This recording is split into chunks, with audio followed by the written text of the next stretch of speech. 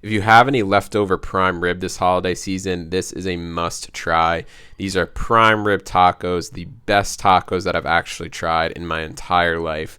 These are insanely delicious. So we're starting off by making our creamy horseradish sauce. This is going to pair perfectly with that richness of the prime rib. So we're taking out our leftover prime rib and we're going to slice it into cubes.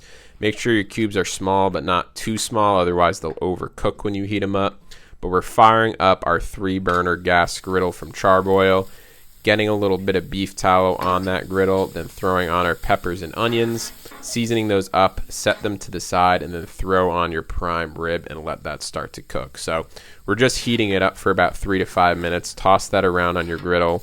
Once it's nice and warm, you could remove it, add your corn tortillas, a little bit of cheese, throw on that prime rib, and then also some of those peppers and onions.